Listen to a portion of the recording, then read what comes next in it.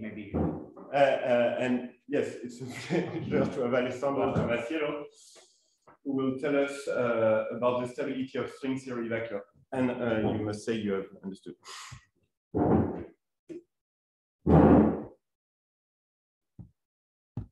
J'ai compris. Okay, thanks a lot for the invitation. The topic is indeed the stability of string theory Vacua. This is based on a paper I wrote with Suendo Giri, postdoc in Vacua, and Luca Martucci.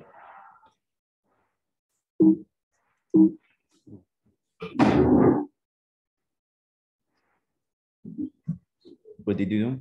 It's okay now. It's okay now. Well, probably the question is here to all of us. So given any vacuum in any theory, you often need to ask if it's stable or not.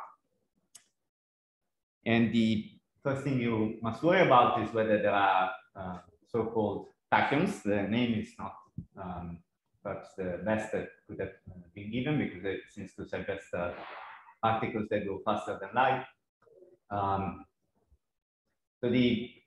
Well, that's because that's what you might naively think if you consider a scalar, say, with a negative mass squared. But then if you solve the equations, you actually discover that there's nothing going faster than light, rather than there is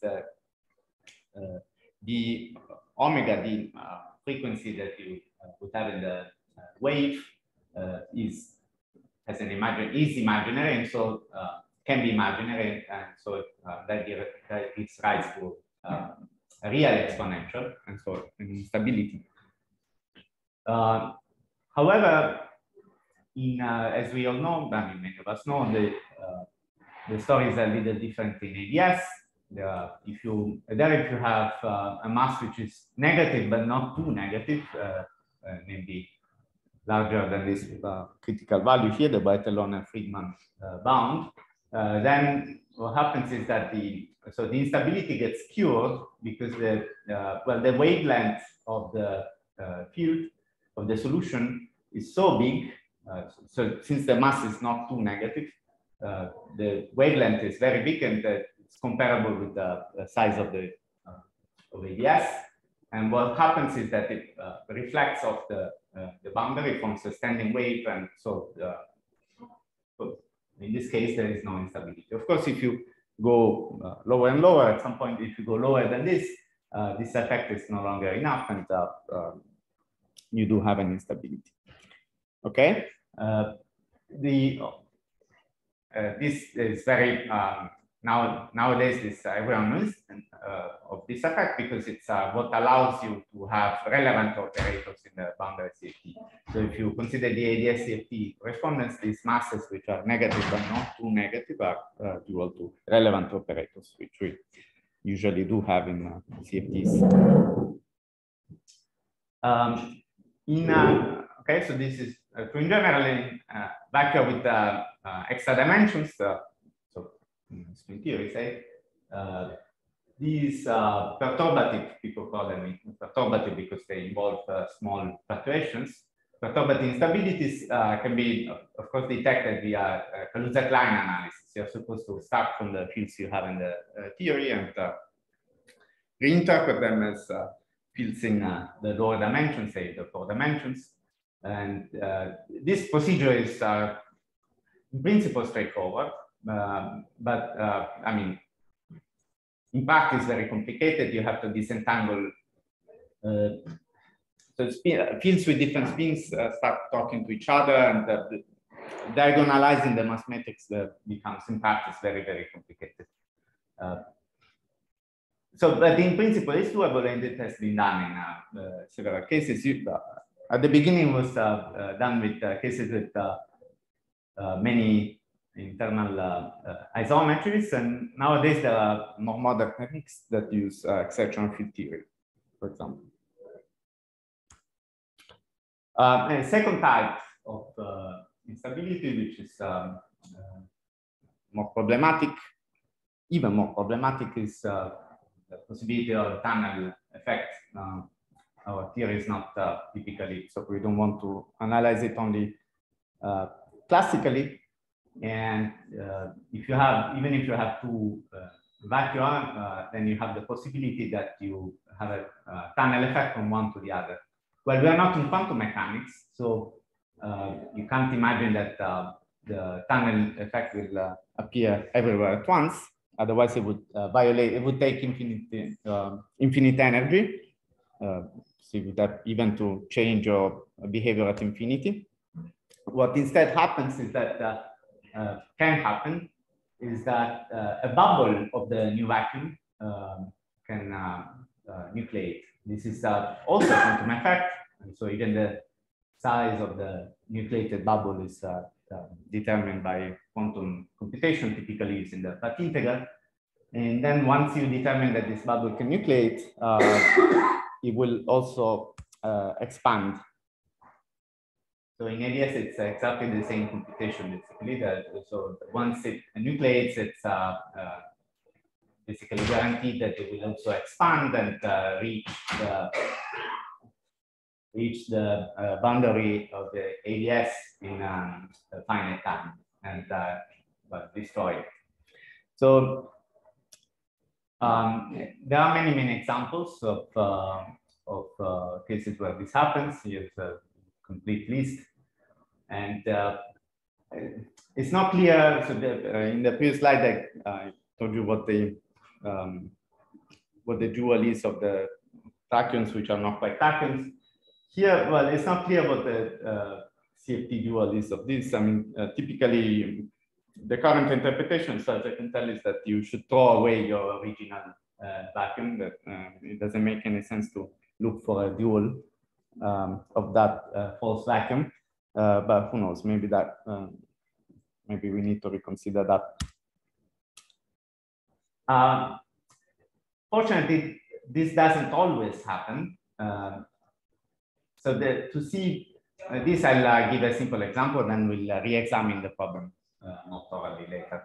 So consider, so here this bubble that I drew of the true vacuum need not be a brane. It can just be like a solution that goes from one configuration to another smoothly, for example. But it can be a brane, and if, for example, there are many flux quanta in your vacuum, and you consider a single d brane, then the change in between the vacuum inside and the vacuum outside will be very small, and you can even consider so you can ignore the back reaction and deal with the situation in the probe approximation. So then here's the famous action for a brane. There is the usual volume term that we typically call the dBi term, and coupling to a background potential, which we call usually the Vestumino term. The first makes naturally wants to make the bubble shrink. Here I'm thinking, by the way, here I'm thinking about putting just a probe brane and seeing what it wants to do.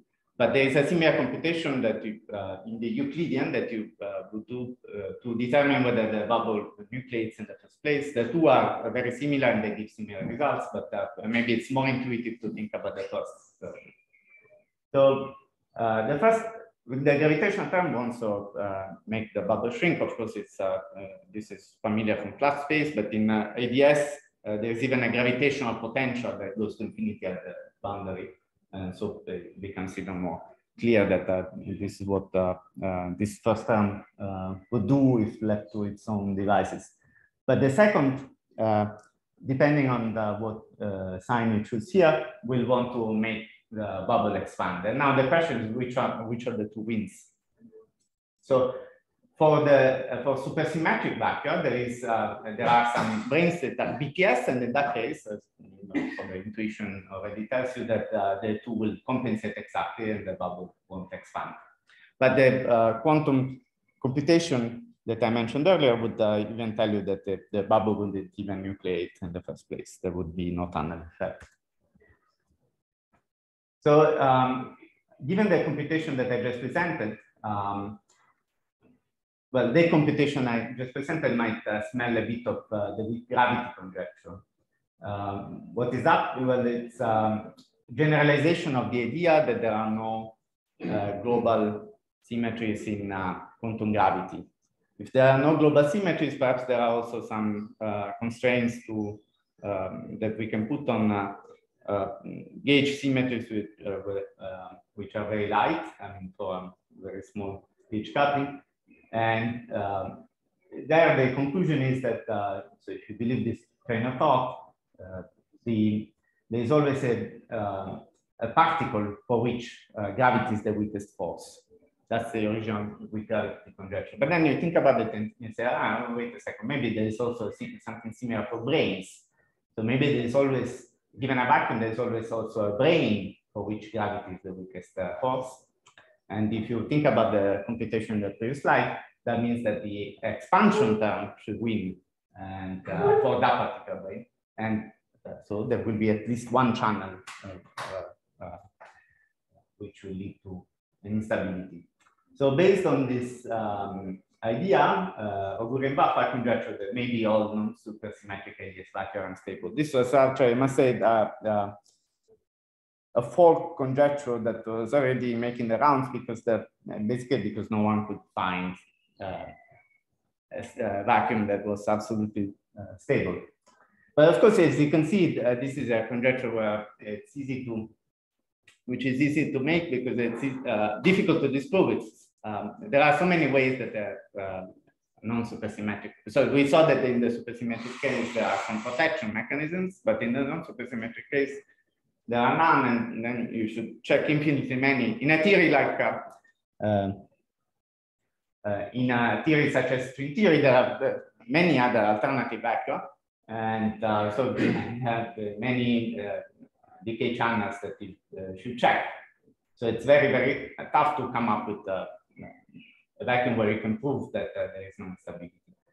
There are some mechanisms that are, let's say, in the market of ideas for dealing with that. So, for example, there are some very simple vectors where all the possible branes that you can think of don't work somehow. They are, so for example, if you have many extended dimensions, such as ADS8 solutions, then and if you also have these A-planes, then you can see that the only possible brane bubble that could be nucleated is at D8. That would be transverse to the O8, but that does, if you work it out, it doesn't make any sense. I mean, there can't be any configuration with the E8 that crosses an O8. It would violate the Bianchi identity somewhere. And another idea that has been proposed more recently is that that of using some S-fold ADS vacua, where somehow, which means that the internal space is glued to itself up to an S-duality, and maybe that forbids some branes to existing altogether. Well, it's a similar idea if you put it this way. But okay, I mean, it's difficult to bring such ideas to the end. So we can ask a question about that. So taking this simple argument, how does the ADS come into play? Why doesn't it say all vector unstable? Right, for the good. So in the supersymmetric case, we saw that the two forces are always in balance. So we have a reason that the bubble will A not nucleate, B even if we put it there, it won't expand. It could also happen that by coincidence there is a non-supersymmetric case where that happens. But absent this, you could resort. What I was saying is that you could resort to a case where you don't even have to check it because there are no candidates. Applying it to Minkowski, this is the question.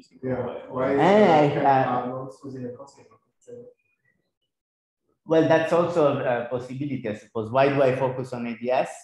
There are many more ADS vector that you can play with. Also, so all this, much of this also applies to Minkowski.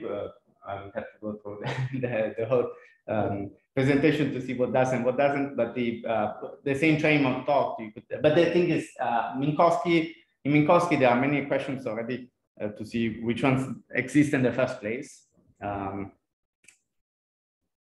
Actually, let me get to this maybe at the end. There are some Minkowski ones where I think we typically believe that they are stable, but even there, proof is lacking. You could even ask about the sitter, for example, but there the game becomes different.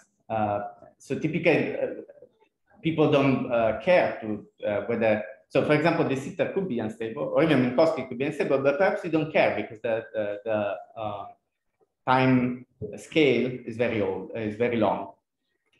So actually, we believe that the sitter is metastable. And okay, that's fine if the time scale is much longer than the life of the universe. We are fine. But for ADS, it's a more fundamental question in a sense, because if you are interested in ADS safety, I mean, it would be nice to have a non-supersymmetric version of ADS safety that you can completely trust. But for that, even there is no time scale that is too long. I mean, okay, good. So whenever you find an instability, there's an argument. I mean, we can discuss whether we should trust completely this argument, but there's an argument that in fact, the decay of the dual CFT is instantaneous. Why is that? Because each piece of the boundary has an access to a piece of ADS that has infinite volume. So even whatever the likelihood that the bubble forms, even if it's very small, with infinite volume, well, the decay will happen instantaneously. So these are some of the differences in the two cases. But indeed, so but you can ask why. So reason one, there are many more ADS vectors to play with. Reason B, we have different motivations. Reason one, reason B, I said. Reason one, reason two. Okay. So given this, so if you want to attack this problem in either of these cases, it helps to look at the past, and indeed, I will get inspired from a question that first appeared even for Minkowski, namely the stability of the Minkowski vacuum in general relativity. This is a story that many of us know well, but I will review it later in the talk. For now, just let me just say that this was inspired by the fact that in supergravity theories, the energy is the but of course, it's a Hamiltonian, which is the anticommutator of two supercharges. And so Q squared, say, should be the expectation value of Q squared should be positive. So maybe the energy is positive. So this can be formalized, and you can show that the energy is indeed positive or non-negative, in fact. And then when it is zero, you need to have Minkowski.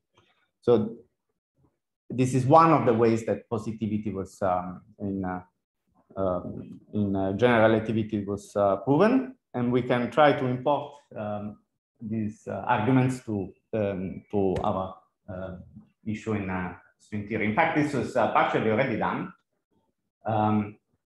So this was originally done. So even though this was this is for all stability in all senses. So here, what this argument is supposed to prove for you is that energy is non-negative, and so if you start from, and also that zero, there is only one zero. So then, if you start from Minkowski, there's nowhere else you can go, no matter what your if it's a tunnel effect or whatever. There's not even any other configuration of the. If you have a graph of the energy in configuration space, there's no other place. Energy, don't you need to assume some boundary, some asymptotic? Yes, yes. But here I was just looking at pure general relativity. So even there's a question. The original problems looked at in general relativity. So okay, but with boundary conditions that you have Minkowski. But there you don't have the worry that you have another vacuum in a potential because there's no potential. Of course, if you couple general relativity to a potential which is another vacuum, then the story changes. So this was originally this was inspired by supergravity, but the spinos that were used in the proof were auxiliary spinos because the interest was for pure general relativity. But then you can bring it back to its conceptual home, supergravity, and people did that. So Gibbons, Hall, and Warner, for example, proved stability for various gauge supergravity models with n equals 8 supersymmetry and equals 4 supersymmetry. And so the details change from model to model. At the time, these were well, there were fewer models that this was 83. There were fewer supergravity models. I think we can all agree that people knew. And in principle, so you should repeat this for any other model. But after seeing how it worked in those cases, why did the community said, okay, I believe it. Yeah, all supersymmetric vacua will be stable. So in fact, if you ask me some time ago why I believe that supersymmetric vacua are stable, I would just resort to this paper. The proof is also for vacuum with n equal to 8, which are not the maximum supersymmetric one. This was pure. Good. Like if you. This is not the David Nicolai. It is the David Nicolai. Sorry. It's probably the SO8 gauge theory. Sorry? It's probably the SO8 gauge theory only, but yes, different yes. vacua. Yeah, her question is whether it applies also to. Yeah, there's a potential. Yeah, right. So given that Warner is also in the 83, he didn't know it yet. Right. Good question. I don't think they did, but today we will. Well, let me get there. Let me. We will see in what sense. So before we get into that, some more background material. So people then tried to extend it to what was known at the time, and in particular, some people, Boucher, Townsend, had the idea to extend it to non-supersymmetric, the non-supersymmetric case, to some non-supersymmetric factor. The idea was to use some fake supersymmetry operator that still implied the equations of motion, but that had nothing to do with supersymmetry. For example, you could consider a model without fermions in the first place, but use an auxiliary spinor, just like in general relativity. And they tried to do that. And we will see. So again, this is an introduction. We'll get there in more detail. So in this talk, we will see. So given so there was Michela's question: did they extend it to other vacua, or you could say, okay, now let's extend it to other supergravity models. But even that isn't completely satisfactory because you just look at, if you look at the effective theory in 4D, well, it's good that you did it, but what about the Kaluza-Klein modes? If you ignore the Kaluza-Klein modes, you are ignoring some important phenomena. For example, there's the famous bubble of nothing. Already around the time that Witten proved stability with his methods, he also noted that even with the single extra dimensions, his arguments could not protect against decay where the S1 shrunk. And well, this is a stupid drawing to show an S1 that shrinks, but I mean, I guess this would be the boundary of your bubble of nothing. So inside this, you have literally no space. And this is a channel of decay that will look like in the never-ending story. We have bubbles of nothing that that expand the tuple space. Kind of similar to the picture I showed earlier, but inside there's no vacuum at all. So given this, instead of repeating, given this, we will just work directly in 10 dimensions for step 2a or step 2b, and in 11 dimensions, or 11 dimensions per galaxy. And then we, okay, so why? We all know, after all, that I think we're all convinced that supersymmetric vacua are stable. The evidence is overwhelming.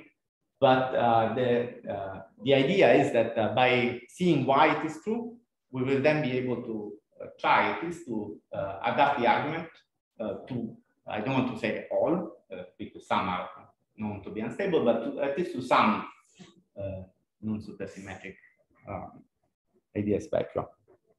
So I want to learn how to protect vacua from instabilities from the supersymmetric case. So first I'll review how the argument works in 4 dimensions. Then I'll I'll show it, I'll improve it, I'll adapt it to, direct it to 10 and 11 dimensions, and then we'll see what we can do about the supersymmetry breaking. When did we start? We start slightly before 10, I would say. This is almost before 10. No, 10 past 11, I mean, of course. We've been talking for a while. 10 plus, I guess. And before you were right. And you.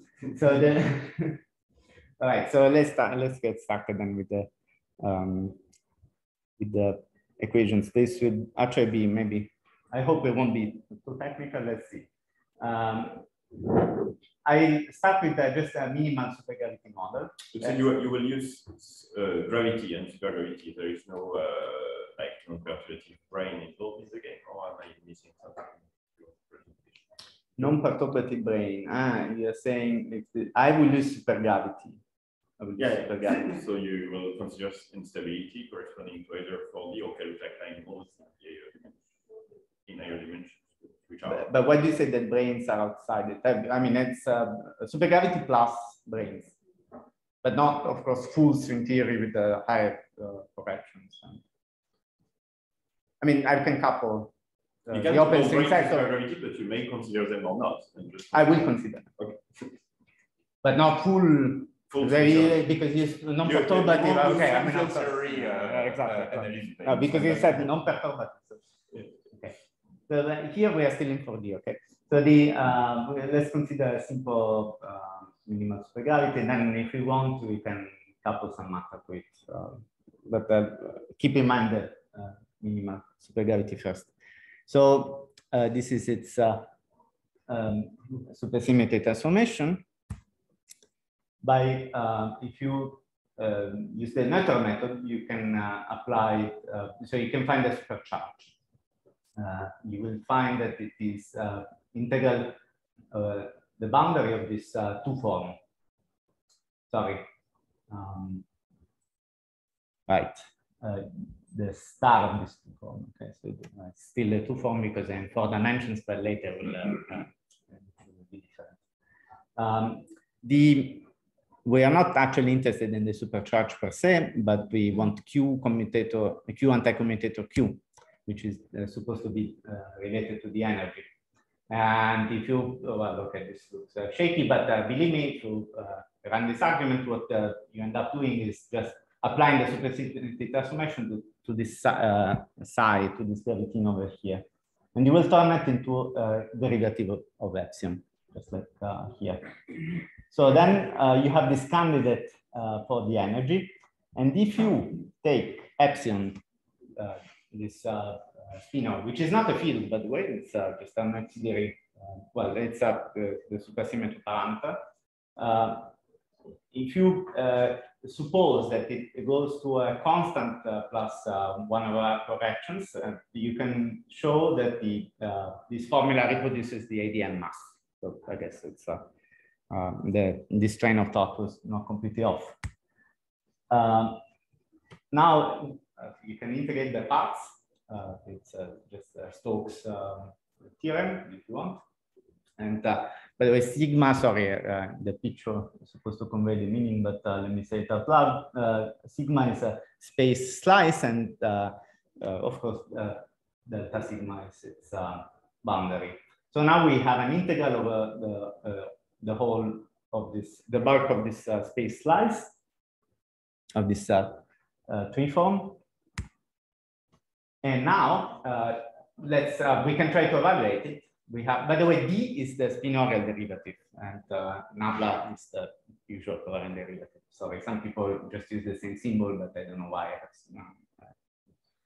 I introduced two different symbols. So the now you can use Leibniz to evaluate this derivative, and you will have a first term where you have the spinorial derivative here, and the second term with two derivatives on this epsilon. And now comes a very fun identity. Gamma mu rho contracted with two derivatives. The commutator is for free because it's anti-symmetric. Well, the commutator of two covariant derivatives always gives Riemann, but now you have many gamma matrices here, and you can use a bit of Clifford magic. It all cleans up into just this. Exactly the left-hand side of Einstein's equations. This is the fine coincidence that makes that is really the technical core of this argument. So, well, then for pure supergravity, I could just write 0 here. So we could just ignore the second term. If you have extra matter, maybe non-supersymmetric or whatever. Good. So here you can interpret this in two ways. You can interpret it. So originally this was for pure gravity, and this epsilon was just an auxiliary object. Otherwise, you could just say, "Oh, this is not auxiliary; it is an actual object, and I'm in supergravity." But in supergravity, there will be a TMU. This was right. Yes, there will be a TMU. Typically here, right. Okay, good. Yes. Usually, I will set to 0 sorry, there will be a TMU for the gravitino, for example. So by pure supergravity, you mean n equal 1, and then you would set. Exactly. But otherwise, suppose you even have extra matter. Then look at the second term.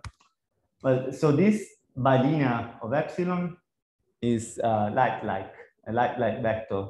And this, now I have rewritten the star of dx, so that because I hope you can believe it, it becomes just the volume form of sigma times this a vector that is orthogonal to it, which is informally we can think of it as going towards time, the time direction. And if you look now at this bilinear, it is naturally positive. So then when the so-called dominant energy condition holds, it's a generalization of the weak energy condition, so the weak energy will be T mu n mu n nu for any n time-like and future directed. But if you have also that one of the two can become null, then it's called the dominant energy condition. So both class of theories will satisfy. However, say if I take a potential with another vacuum which is negative, this doesn't hold, and story changes. So this is still not enough for all models per se. But I mean, this computation is the one that we aim to reproduce and to generalize. In particular, the crucial step, so in all this, all the steps are kind of similar for all theories with some variations. And the crucial step will be exactly going from here to here and having an analog of this fine identity here.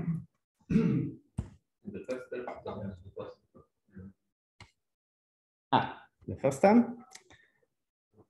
Let's pick a frame where n is E naught.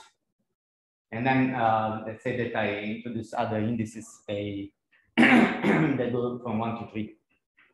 Now that first term becomes this because the, well, for anti-symmetry, the other indices that are not the zero must be space-like.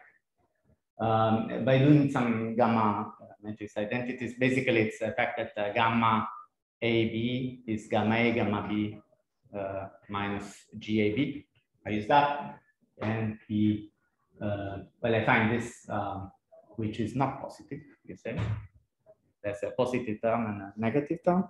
However, notice that I haven't assumed anything about epsilon, basically. Well, I have assumed something very, very mild. I just said what it must go to at infinity. But inside, it could be anything. At this point, I can exploit this freedom to argue that this term can be set to zero. This is some. This needs to be checked. There's an analysis lemma that you should prove.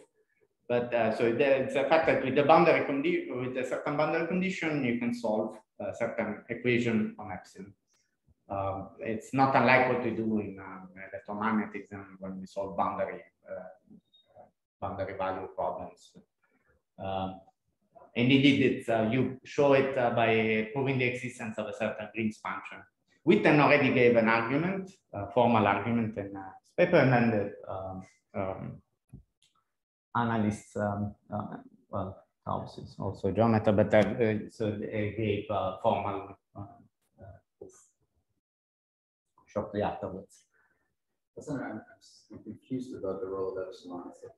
I mean, I guess I'm confused about the whole computation. What is the choice of epsilon? Where does it go? What does it do? What are you doing? Yeah. Sorry. I was kind of confused that you left epsilon in the previous slide. That I left epsilon completely determined. So H, which depends on epsilon, is supposed to be what you're perturbing your, because epsilon was the supersymmetry parameter. It's just you show that you can choose it as you want, and it's and if you have a supersymmetric solution, it's invariant. And now I'm not doing that. I'm not doing that. Yes. Right. So you're doing a deformation with regard to that transformation, or sorry, I'm missing something very basic. Well, the point is the whole point is that this is the energy that you. I'm evaluating the energy with some auxiliary schema. This on fact of epsilon 0 dagger epsilon 0. Right, but this just a norm. You can set norm to 1, saying this will just go away, and all that remains is some. Here, the crucial step is something I didn't show, which is summarized in the step I think you are asking is one that I summarized in this sentence here. So if you evaluate this, you will see that there are some spin connection inside, and that spin connection will contain the derivative of the perturbation of the metric, and that is the expression. So if you work it out, it's just the expression for the ADM mass. The ADM mass contains the deformation. This is the ADM mass for the perturb. For the solution. For the solution, whatever it is. So inside, so this is a. If you multiply epsilon by 2, this changes by 4. Yeah, that's what you have to know. Wait. So what are we? Okay, I see what the issues. So we're not doing this for just the vacuum. We can do this for any configuration, which is asymptotically Minkowski, and this is supposed to give the energy of that configuration. And epsilon is any epsilon, right? That's not necessarily the epsilon that would be the solution, the parameters that you need to scheme. Well, okay, so here it is actually the vacuum at infinity is actually supersymmetric. So I would encourage you to view this as the parameter, one of the parameters that makes that supersymmetric. I would encourage you because this is how I want to think about it later. But in pure gravity, you don't even care. This would be just an auxiliary thing that. In pure gravity, we would say I have just an asymptotically Minkowski configuration, and then I pick auxiliary spinor, and I use it to give an alternative expression to the ADM mass. It's not a configuration; it's a solution of Einstein's equation. Good point. Yes. It's functional. Yeah, yeah. Essential. Yeah. Yeah, how do you normalize the spinor? Right, I guess I should say that it's not the same, but proportional. Yes. So it's going to be one. No, there will be a norm of it. But that, I mean, you can say that the epsilon 0 are normalized.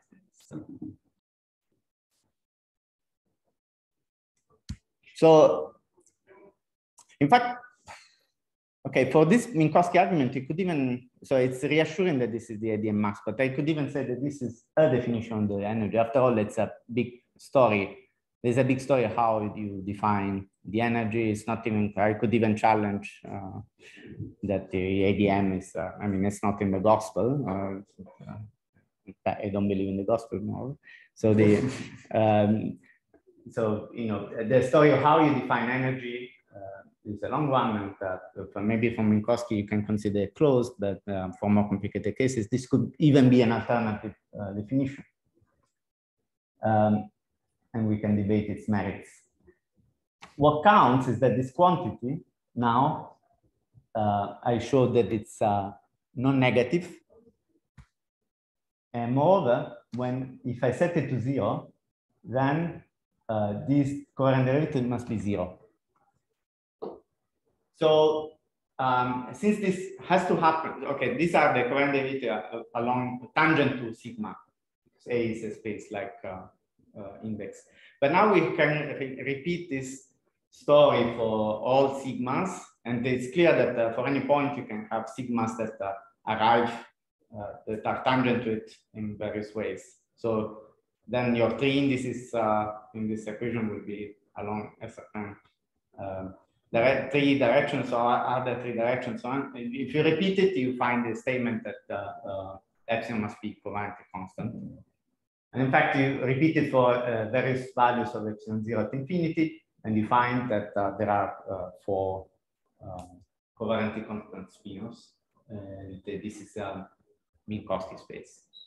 So Minkowski is the only space-time with 0 energy, even if you are not convinced that this is ADM, it's my definition of energy, and it can indicate to anything, because or how is it going to go to, so this is the lowest possible value. So there can be any decay. This was the original argument. For ideas, the story changes very little. One thing is that you have to add a term with the cosmological constant, square root of cosmological constant times the gamma. Otherwise, and well, there's some change, a little change to those identities I showed, but for now, let me do that. And there's another subtlety, as far as I can tell. It will not be clear to me now that previously we had only a possible, in that diagram, in that Penrose diagram, we only had one possibility for delta sigma, but now we have many. So you could ask me, who says that this so-called energy doesn't depend on where you put it?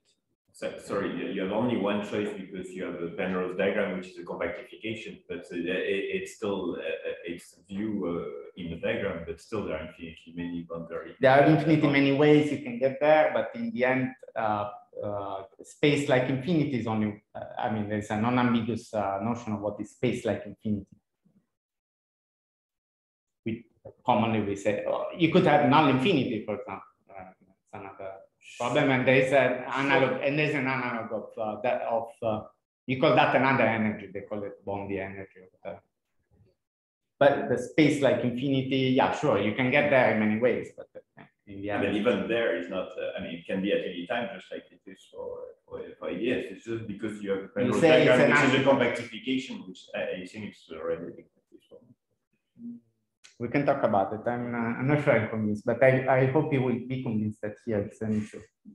Here it's a possible issue, but actually there's a nice paper that showed, compared many possible definitions of energy with some analog of ADM, more to the point, the one coming from the covariant phase space formalism, the Wald Wald formalism, and there it is shown that there is independence on delta sigma. In other words, this energy is conserved. So now we come to the we slowly come to what we are actually interested in. Let's see what so what happened for Gibbons-Hall-Warner. Well, they redid this for more complicated models, and now there are more spin-offs. So there's an index here, and this main identity changes, but not very much. So there is also another term involving another operator, which has to do with the transformation of the dilatinos, because there are also dilatinos in that theory. And here we still have the other term with the T mu, which contains any matter which is outside the supergravity. So not all of the T mu contributes. So this shows you, I show you this to show you that, okay, it's very similar, but not identical. So now for n equals 8, the formula is a little more complicated still. In the intervening years, we have had many other models with n equals 8 even. And should we repeat this computation every time? Okay, so that, I don't want to do that. So this motivated paper. But let me also say something about the supersymmetry breaking, which is our eventual aim, still remaining in 4D. Well, so what people did here was to consider another, so just a Lagrangian with no supersymmetry at all. And in the spirit of the original written paper, they introduced spin-offs which are completely auxiliary. With this, let's say, fake. So you can consider this as a fake transformation, and you set it to 0. Fake supersymmetry transformation. Well, whatever. I mean, it's an equation that epsilon needs to satisfy. Now, you run the wheel, and you see that all those arguments I showed you do work. But if you assume basically the same equation that you would have for that relates the normal potential, the ordinary potential, to this fake one, to this fake superpotential introduced here, which is good because for supergravity, for the supersymmetric case, this argument is supposed to is expected to work. So if this is not supergravity at all, okay, you should have similar formula. This is reassuring. But this is looks promising because then you might be able to. It looks as though you might be able to apply the same arguments even to vectors that are even to theories that have nothing to do with supersymmetry. This is all very well and good, and it does work in many cases. But if you, it depends a little sadly on the boundary conditions for the scalar. For now, let me put it up there. It's not supposed to be a big problem, but there's a big story I think here. So in 4D, my conclusion would be you can do SUSY breaking. You can protect some vector from which have no supersymmetry from decay, but in 4D. Now we get to 10 and 11 dimensions.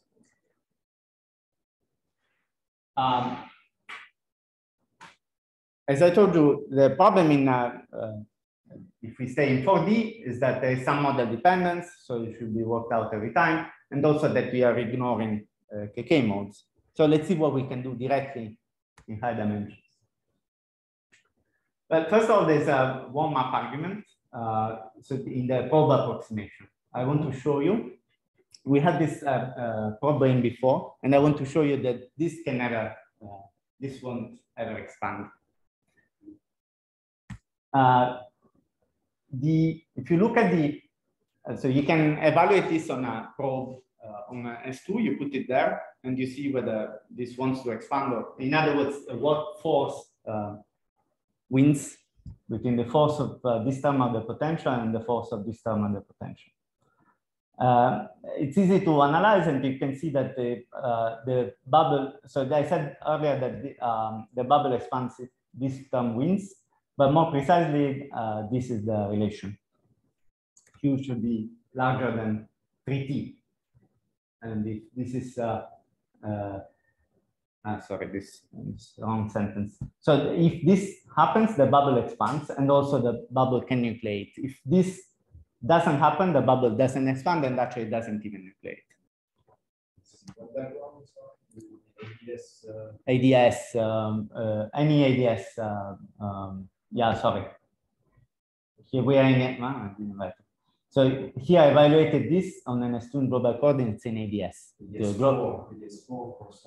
So if you take here ADS D, you will have some D dependence. And in particular, this will be Q larger than D minus 1 times T. The internal directions don't matter that much.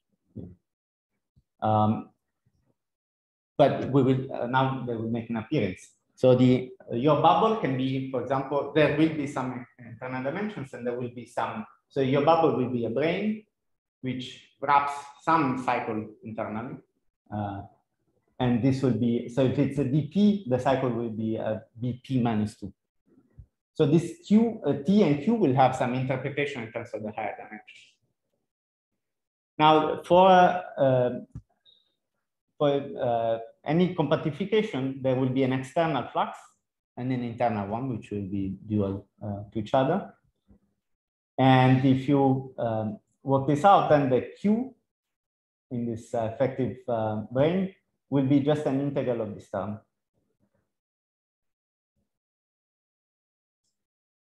However, there is, for ADS4, Michela and I and Marianne and Ruben, we worked out the supersymmetry equations in terms of the calibration formalism, or Q-spinos.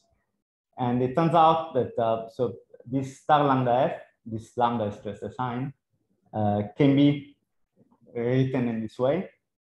Here we have a total derivative, it doesn't count, and we have this other term with the 3. So you plug it in. And then there is a, so these guys are calibrations. So when you. So you assume an equal one supersymmetry there, right? Yes. Yeah, supersymmetric vacuum. So, good. So here we are in the supersymmetric part. So I want to see why supersymmetric vacuum are protected. So now, because of the, so there's a, inequality that these forms should satisfy, which relates them to the volume form. And it turns out that this is just a, so if you disregard this, this is just the volume of the cycle, of the internal cycle. And that's, you can, I think it's, might be intuitive that this is just a tension of this, the effective tension in 4D of this way. So you get exactly, the Q is 3T. So I forgot to repeat the 3 here. And so crucially, this is not met. You're exactly at the limiting case where they compensate each other in general. So I proved what I said earlier, that in a supersymmetric case, they compensate. But in particular, there's no bubble. So the expected BPS boundary. Right. So here I expected this to happen, but I checked it in full generality for ADS4. But this is only for, I'm using here the a thin, so just a brane, and I have disregarded all the, so there could be many other possibilities, right? There's a smooth, solutions that interpolate between an ADS vacuum and another ADS vacuum. So who says this argument doesn't protect from them? So this is not enough. So now I go back to the previous argument.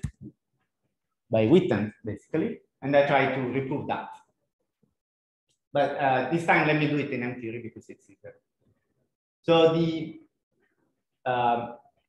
energy is the same form, basically, but now the operator is no longer just a derivative, the covariant derivative, but it has a flux term. So if you look at the argument, at some point I needed to take the divergence of these two forms here. And so I needed to compute this, basically. I didn't call it EMN there, but I call it so now to make for shorter sentences. And now, once again, you can compute by Leibniz. You will have a covariant derivative, normal, usual covariant derivative erection, and then this guy. You should rearrange the whole thing. So the difficulty is the presence of the flux. So this complicates the computation quite a bit, but a long time later, you realize that everything can be collapses into an expression that still maybe doesn't tell you much until you realize that everything here has interpretation. So first of all, this guy is exactly the same as what we have in the copy computation, with the proviso that now this covariant derivative is the one that appears, I mean, with the flux contribution. But otherwise, it's formally just the same. Here we have the Einstein equations, not just the arm minus 1/2 scalar G, not just the Einstein tensor, but the full.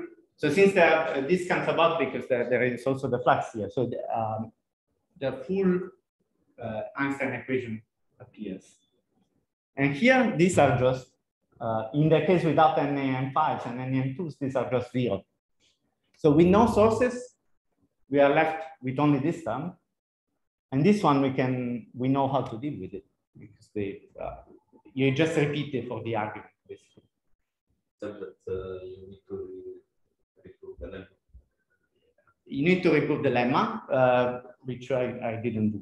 So the formal argument, by the original formal argument, goes through. You just replace the operator. You check that it's still there's a certain elliptic operator. Well, it's elliptic here too because the other guy here don't. The other guys don't contribute. But if you really want a formal one, okay, we should call again taubes. And so indeed, the rest of the argument is similar to 4D, but there should be there is a mass lemma about that condition that should be reproven. An interesting part is that even if you now want to insert sources here, you can do it. And you can show, so there will be some delta-like terms here and here and here, but using the theory of calibrations that we used in the previous slide, you can still show that the contributions assemble into positive stuff. But how come that before you needed some energy information? No, you don't. It's because the M theory satisfies. Because you're saying, well, there is an energy condition, which is what I just said, if you want. The branes satisfy something. I mean, that's an energy condition in a sense. Well, before I needed an energy condition, I was looking at just any theory, any form of matter. And now here, it didn't work, so it doesn't. And it does because the M branes do satisfy the energy condition. Right, type 2, I will skip. It's a long computation, same structure. It's so this is the computation is 10 times longer, and it's there's lots of moving parts, but I'm very proud to announce that in the end it all works out. Okay. So you prove that the energy is positive and it doesn't assume that the background is supersymmetric. It's an on-chain statement, but the background is not supersymmetric. well,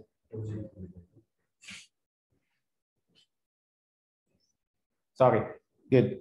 So you see, at infinity, good. At infinity, now remember the previous discussion if you want. So it's hidden in this step. At infinity, in the original argument, we were taking epsilon that was going to a constant. Now here, what do you take that epsilon going to? Well, if you have supersymmetry, you can take epsilon to go to the, so if your vacuum at infinity is supersymmetric, I would say, okay, take epsilon to go to that value, to the supersymmetric ones. So epsilon is so dn epsilon equals 0? Or... So this identity is always true, but in order to go through with the rest of the arguments, I want to mimic the rest of the argument in 4D. In 4D, I was taking epsilon to go to a constant. So here, I will have to take epsilon so that this guy goes to 0 at infinity. So it's tailored around the fact that I took this operator is so that the argument works for supersymmetric vacuum. Good. This takes us to what I want to do in the non-supersymmetric case. So we can conclude with that.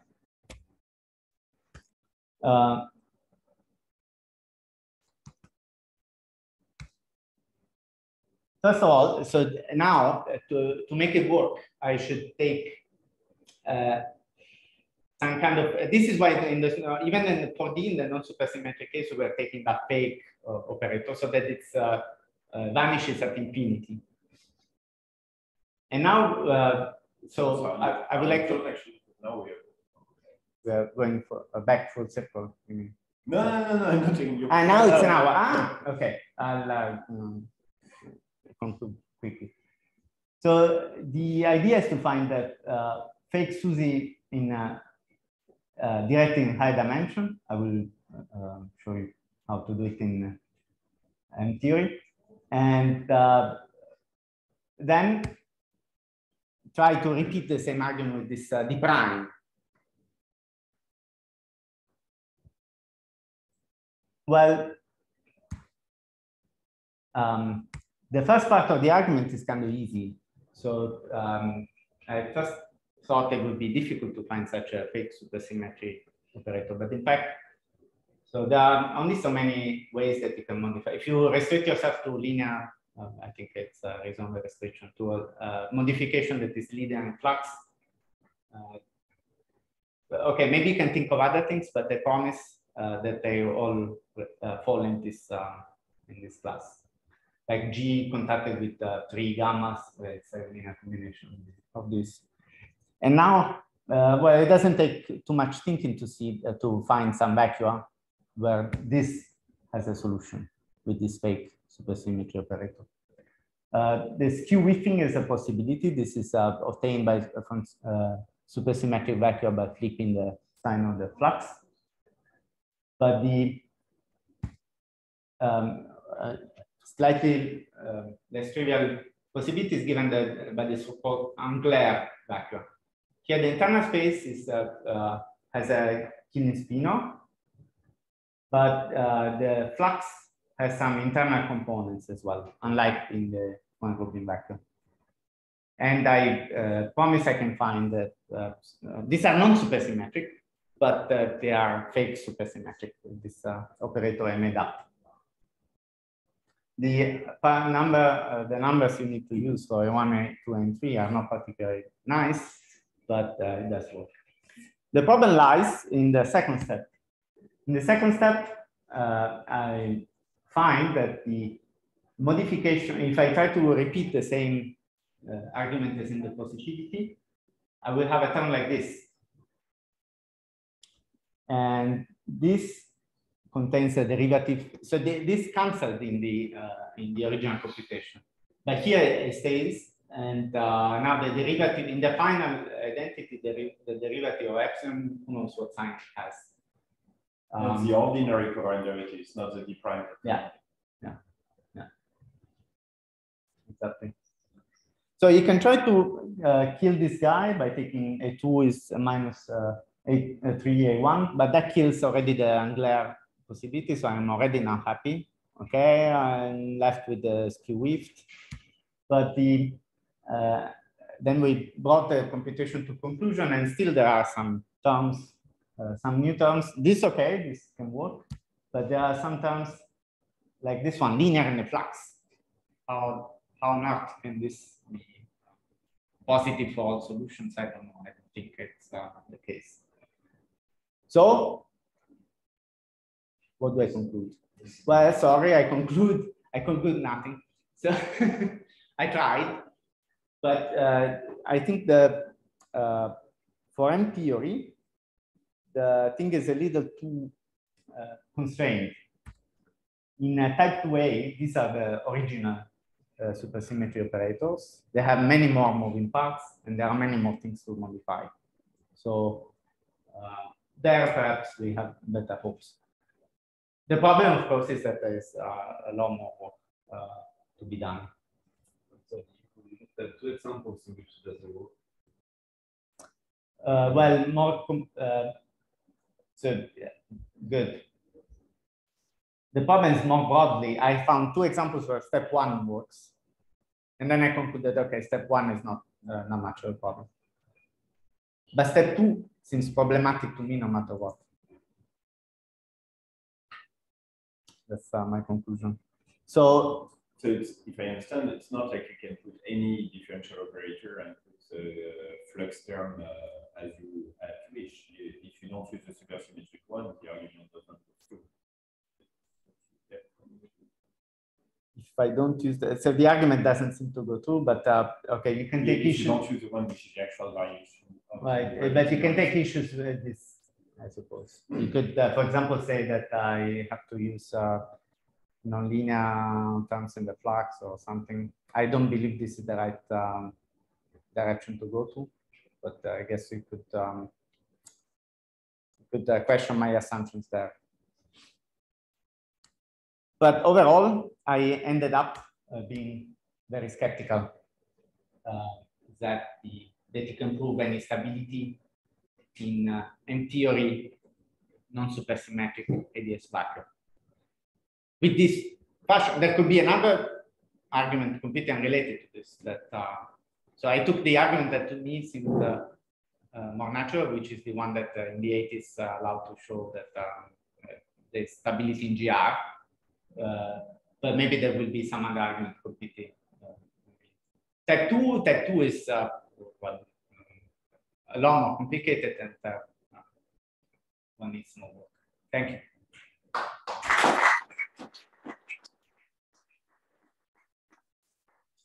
So going back to Wheeler's original argument, so this lemma illustrates that any solution of Einstein's equations is one supersymmetry. The within condition, I mean, this one. Like that there exists such a zero. Well, so on, so you actually don't need even that much about what the background is. This is an argument saying basically that this operator has a Green's function. So you don't require the full supersymmetric condition to be gamma mu. Yeah.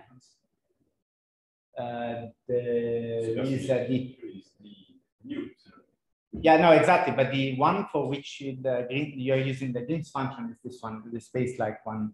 Supersymmetry would be d or this fashion d mu.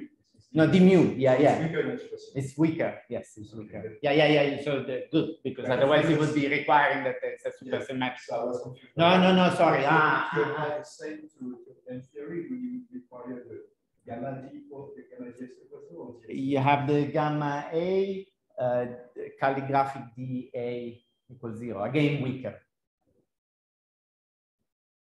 Right, because otherwise you would be looking to prove that any solution is supersymmetric. It's good that you don't have to do that. Yes. You prove something way weaker, which is that on any solution, you have to satisfy this weird to me condition.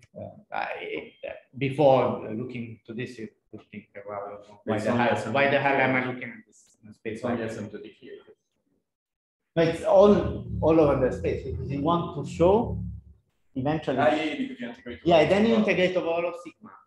This guy needs to be integrated over sigma. So given the boundary conditions, you need to show that this can be satisfied everywhere. You don't believe that this is the case? So, No, don't use at all the details. So you usually do it like this. You start from any epsilon trial, and you evaluate this gamma ADA on it. It will be non-zero. And then you say, oh, now let me look at epsilon second, a second epsilon, who's such that gamma ADA on it exactly gives minus the non-zero result that I got. And in order to solve this condition, you want to all you need to know is that you can invert that operator. Gamma ADA, this epsilon second, gives can give to you whatever you need. So you need to know that you can invert that gamma ADA operator. But you also need the difference as a non-trivial asymptotic, because if epsilon 0 is 0 in your solution, you won't get much energy. You just get 0, right? Or something.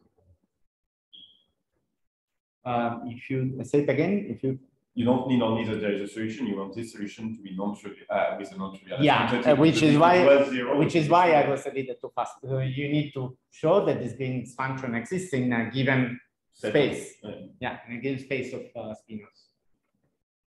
And then the analysts should come in and work it out. In the non-supersymmetric case, what you impose to construct the diagram where it's only that the equation of motion is satisfied. Sorry. You will repeat the question. Yeah, exactly. I just remember. I got distracted because I remember this instruction only now.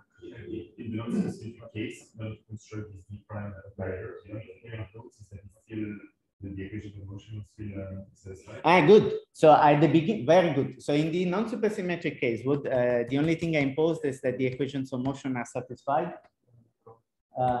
Very good. So here I thought, so earlier, there's an earlier train of thought where people were trying to find non-supersymmetric vacua as by looking for fake supersymmetry operators whose compatibility conditions imply the equations of motion. So then, in that case, you would have done it like this. You would have just looked for solutions to D prime epsilon equals 0 anywhere, and then you would have known that the equations of motion are also satisfied. And this is a route that has been attempted by my collaborator Martucci with Lust, Marchesano, and Timpis in TEP 2. It ended in blood, for I remember. I mean, it's a very interesting paper full of ideas, but that I don't. So it's very hard to use that technique as far as I can tell. There are some examples, but it's a very heavy piece of machinery, and I don't know that the idea can work in general. Is there a dispute in this concept? Do you mean D prime M or gamma A D prime, gamma M D prime M? So this is fake physics, so that would be really. This is fake. This is too strong. If you want to generalize, we can solve it. No, okay. So then, so this is at infinity. Okay, at infinity, I want this. Inside, I want A1 At infinity, the vacuum at infinity needs to be this fake supersymmetric one. But you need gamma D equals 0 inside for any solution to exist, and if inside, then inside I need to put everywhere you have a fake supersymmetric solution. If you have a vacuum, yes. Otherwise, I would have a vacuum everywhere. So but here's to return to his question. Here I didn't choose that route. I chose to check the supersymmetry equations first, and in particular to go and ask Englert to do it for me after he was done collecting his Nobel Prize, and And then I checked independently that this operator gives 0. It wasn't guaranteed that the two had an intersection, but that luckily it works. So you were saying that in theory you cannot conclude. So is this only the two phase with the example that you can construct in theory, or do you think there can be other? I think there can be others. In fact, I have a couple possibilities on the table. What prevented me from investing a lot of effort on that is the failure of the second step. Okay, so you think that the second step is still fail for the other background? I suspect that this is the case. I suspect that this second step will fail no matter what. But I'm not sure I can claim a theorem about that, because after all, it would be a theorem about a failure. But yeah, I'm skeptical that this can work. And where are you more optimistic of type 2? I see many more routes. Here I only had, in type 2, I see many more routes. Here I have only, if I want to stay at most linear in flux, yes, okay. I have only these 3 possibilities. Your ignorance In type 2, you hope as well. Sorry? Your ignorance is bigger, so you hope as well. I like this slogan. So Guillaume says, my ignorance is bigger, so my hope is also bigger. Now we will have to compare. Is my ignorance bigger or smaller than my hope? I don't know. Other questions? From the audience, maybe online?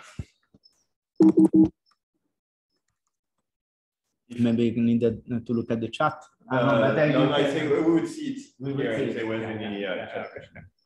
But well, I think we are slightly over time, so let's thank Alessandro again.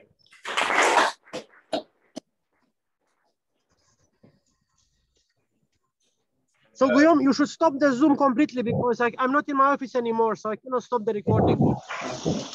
Yeah, well, I will close it completely anyway. Okay, thanks, Yosif. Just close the Zoom completely, and then the recording will stop, and then I'll edit it. Yeah, I do it. Well, you don't find this anymore. Let me do it. Fine. I'm driving the car.